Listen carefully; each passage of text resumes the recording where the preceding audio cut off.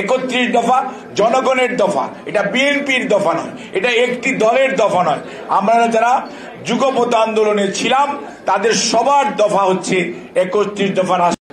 দেশনেত্রী বেগম খালেদা জিয়া 2017-তে ভিশন 2030 উপস্থাপন করলেন, অর্থাৎ বিএনপি আগামী দিনে কি করতে চায় সেটি বললেন।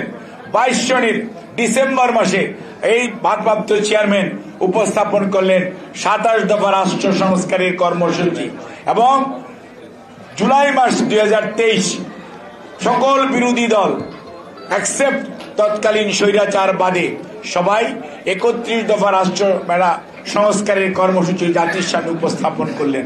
অর্থাৎ বিএনপি চিন্তা করে এহেড অফ আদার পিপল, অর্থাৎ বিএনপি হচ্ছে শহীদ জিয়া যেমন স্বাধীনতা ঘোষণা করেছেন, অনেকে ঘোষণা করতে সাহস করেন নাই, আত্মসমর্পণ করেছেন, পালিয়ে গেছেন, কিন্তু বিএনপি কিন্তু এগিয়ে গেছে। ঠিক একইভাবে বেগম খালেদা জিয়া পার্লামেন্টারি ডেমোক্রেসি এই দেশে এস্টাবলিশ করেছেন, নির্দলীয় নিরপেক্ষ সরকারের অধীন জাতীয় নির্বাচন হবে তার প্রভিশন কনস্টিটিউশনে সন্নিবেশিত করেছেন দেশনেত্রী বেগম খালেদা জিয়া। অর্থাৎ এই দেশের ভালো কিছু, এই দেশের উন্নয়ন অগ্রগতির প্রত্যেকটার পিছনেই শহীদ জিয়া, খালেদা জিয়া এবং বাংলাদেশ জাতীয়তাবাদী দল। তারই ধারাবাহিকতায় আজকে আমাদের নেতা দেশনায়ক তারেক রহমান উপস্থাপন করেছেন। আজকে অনেকেই সংস্কারের কথা বলছেন, আলহামদুলিল্লাহ আমরা সাধুবাদ জানাই। এগুলোকে বিএনপি চিন্তা করেছে হেড অফ ইউ পিপুল। কাজেই আসেন আজকে দেশের মধ্যে যে স্বৈরাচারের কেউ বলে ঝুপ করে ঢুকে পড়বে, কেউ বলে অডিও দিয়ে 25 তারিখে নেমে পড়বে, কেউ বলে 10 তারিখে নেমে গিয়েছিলাম, এই যে সমস্ত কথা বিশৃঙ্খলা সৃষ্টি করার অপচেষ্টা করা হচ্ছে, প্রত্যেকটাই কিন্তু স্বৈরাচারের ষড়যন্ত্র, পতিত স্বৈরাচারের ষড়যন্ত্র। কাজেই জাতীয় ঐক্য দরকার, আর জাতীয় ঐক্যের আজকে নেতৃত্ব দিচ্ছেন বাংলাদেশ জাতীয়তাবাদী দলের ভারপ্রাপ্ত চেয়ারম্যান জনাব তারেক রহমান। আজকে 31 দফা জনগণের দফা, এটা বিএনপির দফা নয়, এটা একটি দলের দফা নয়। আমরা যারা যুগপৎ আন্দোলনে ছিলাম তাদের সবার দফা হচ্ছে 31 দফা রাষ্ট্র সংস্কারের কর্মসূচি।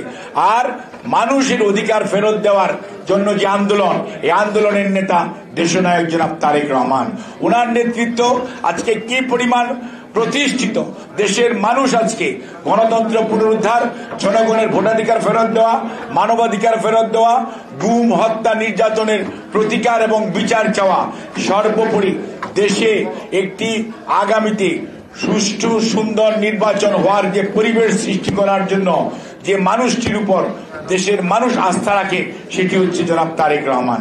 কাজে আমরা মনে করি আজকে ঠিক 2024-এ সেই 75-এর আমাদের যে চেতনা, অর্থাৎ জাতীয় ঐক্য, এবং যদি ঐক্যবদ্ধ আমরা থাকি আমাদের গণতন্ত্র নিয়ে কেউ ষড়যন্ত্র করতে পারবে না। আর আমরা যদি বিভাজিত থাকি তাহলে ষড়যন্ত্রকারীরা সুযোগ পাবে। কাজে মনে রাখতে হবে আজকে এই মুহূর্তে জাতীয় ঐক্য, গণতন্ত্র পুনরুদ্ধার, জনগণের ভোটাধিকার ফেরত দেওয়া এবং জনগণের মালিকানা, দেশের মালিকানা জনগণের হাতে তুলে দেওয়ার যে দায়িত্ব অন্তর্বর্তীকালীন সরকার নিয়েছে, যত দ্রুততার সঙ্গে এটি করবে ততই মঙ্গল।